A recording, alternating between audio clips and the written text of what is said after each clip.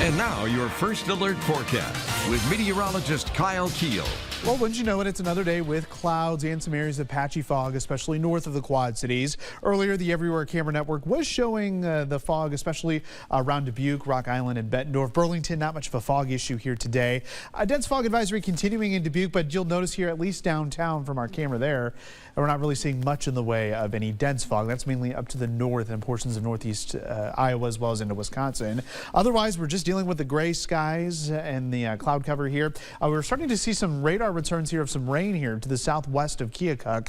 Initially, it's going to evaporate before reaching the ground, but as this low pressure continues to strengthen and track here to our south, we're going to see that rain overspread the area here this evening into the first part of the overnight.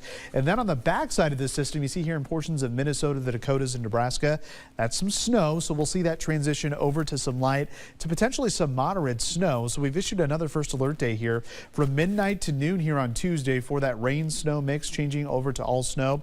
This is a low to moderate impact. Not going to be some huge snowstorm by any means, but there certainly could be some slick spots here for your Tuesday morning commute. We're looking at 1 to maybe 2 inches of accumulation with some locally higher amounts, mainly on grassy areas. But again, a few slick spots could be possible here as we get those temperatures close to freezing. So let's time it all out with Exact Track. Here we go between 4 and 8 o'clock this evening. We're going to see that rain move up to the I-80 corridor. So around 7, 8 o'clock, this rain will start to overspread the Quad Cities metro and eventually get up toward Clinton, Sterling, and Savannah before kind of transitioning to snow here as we head around midnight. And you'll notice that transition will continue from west to east here as we head into the overnight hours. 7 o'clock Tuesday morning, light to moderate snow just in time for that morning commute. So if you do have to head into work here on New Year's Eve, it could be a little bit slick in some areas. But again, those road temperatures will likely be near or just above freezing, so any salt will be effective here. As we head through the morning hours, we'll continue with some light snow before it tapers off around midday. Maybe a few flurries into the afternoon. Otherwise, you guessed it,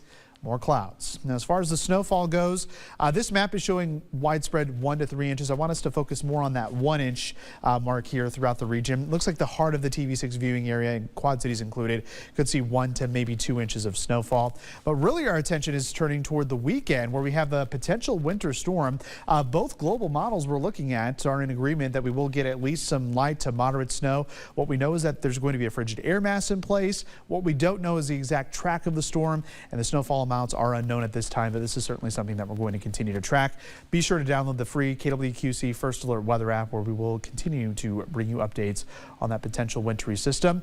What we do know for sure, though, it is going to get cold around here. New Year's Day and the day after, we will see temperatures around 30 with 20s heading into the weekend. Thanks.